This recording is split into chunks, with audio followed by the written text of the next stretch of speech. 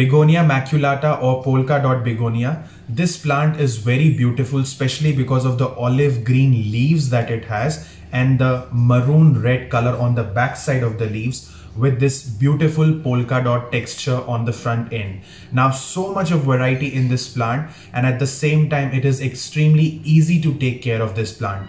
Let us today see in this video what needs to be done so that this plant never dies and is always growing wherever you have kept it. Also, if you do like my content and the videos that I share regarding different plant care tips and gardening tips, do consider subscribing this channel and being part of M&MM Plant family, and I'll be bringing up more and more videos so that we cover as much as we can regarding this gardening world. The first most important thing that I would like to cover is about light. This plant will not be able to tolerate direct sun, so you have to make sure that it is kept in a place where it is not receiving direct sunlight, but at the same time it should be in a bright spot where it is receiving a lot of bright indirect light. So you have to understand the difference between direct sunlight and bright indirect light. So I've kept this outside my house where there is no direct sunlight, but there is a lot of bright light throughout the day. If you keep this plant inside your house at a place where it is too dark and it's not getting that bright spot, then what will happen is you will not see a lot of leaves coming up in the plant, and these polka dots that you see in the plant will start fading and the plant will look a little leggy. So if you see that your plant is looking a little leggy, the leaves are not coming up, and it's not looking very shiny, you have to give it a bright spot. Soil for begonia plants should be a well-drained soil. It has to be a loose soil.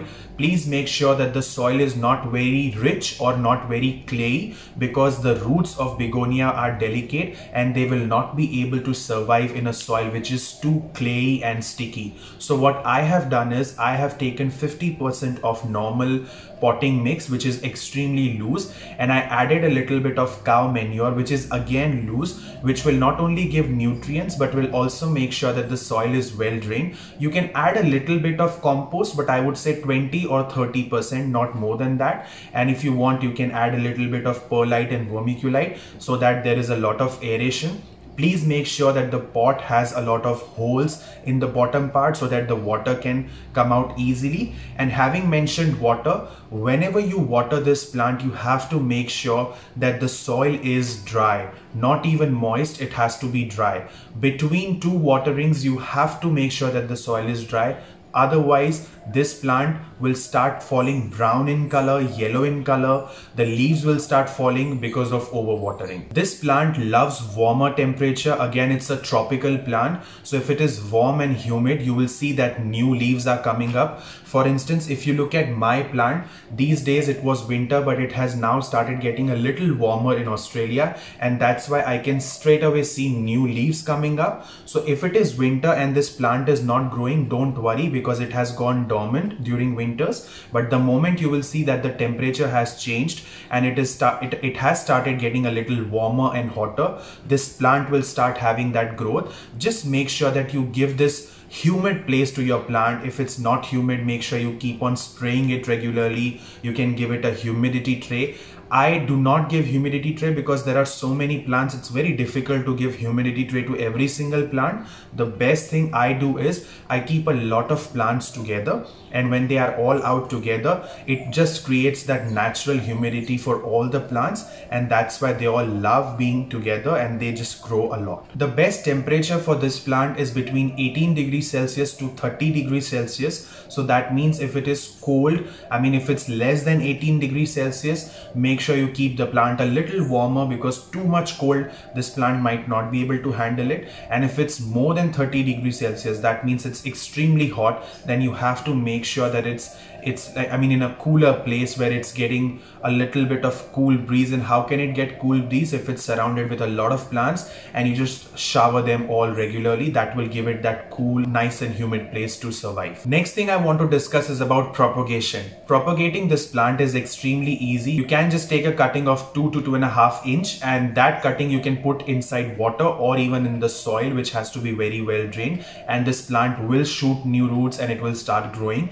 Also, I would definitely recommend to chop this plant or give a good cutting, good shape once in a year for sure. The best time to cut or chop this plant or give it a good shape is just before it starts getting warmer. So I would say 1 month before it starts getting warmer at your place, you can give it a cutting. So let's say in Australia from September, October, the temperature will be good. It will be a little warmer than what it used to be in the previous months. I will give it a little bit of chopping because I know that from October and November it will have a lot of new growth. So you have to figure it out according to the seasons in your country and make sure you cut it at least once in a year so that the plant becomes bushy. Fertilizing this plant is extremely easy. I would recommend that you can add a little bit of compost or cow manure or whatever solid fertilizer you are adding in your soil while making that mixture whenever you plant this plant. In case you haven't added and you already have this plant, just remove top 2 inch of soil, add some compost, that should be fine as well. I also prefer liquid fertilizer for this plant, but only in springs and summers. There is no need to fertilize this plant when it is cold and it's winter time.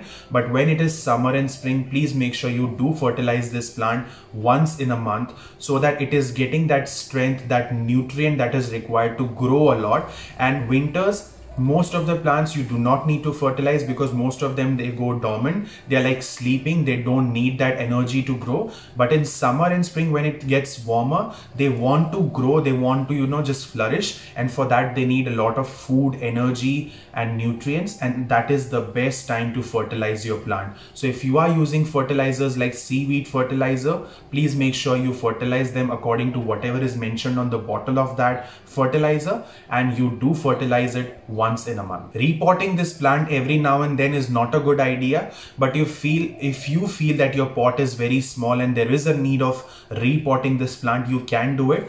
But just plant this plant in an average size container like the way I have done. Now I know that this container will be suitable for my plant for next 2 to 3 years, and I do not need to worry about repotting it. It's just that I will just keep on checking the quality of soil. I will just check the soil regularly, and if I feel that the soil is doing good, there is no fungal attack on the plant or the soil, then I'll be happy with the soil, and I'll just keep on changing the soil every 6 months, as in just the top 2 inch, and that is good enough for my plant. In terms of toxicity, I would say this plant is a little bit toxic, and the leaves of this plant might give some digestion problems to pets. So if you have pets, you have to make sure that you keep it away from them, and even the kids if you have in your house, but otherwise not a big problem at all. It is very easy to take care of begonia. Do bring them, and if you feel that your leaves are going brown or they are getting crispy, it is definitely lack of humidity. You have to make sure that this plant gets that warm, humid place to survive, bright spot, and water only if dry. If you just take care of these few important things like many other plants, this plant will always look happy and it will grow a lot, and it will give that change to your garden because it doesn't have that typical green color. It has a lot of different colors. So yeah, I hope you enjoyed this video regarding Begonia maculata. Bring them in your garden. You'll be very, very happy. I'll see you next time in the next video with another garden tip or a plant care. Bye for now.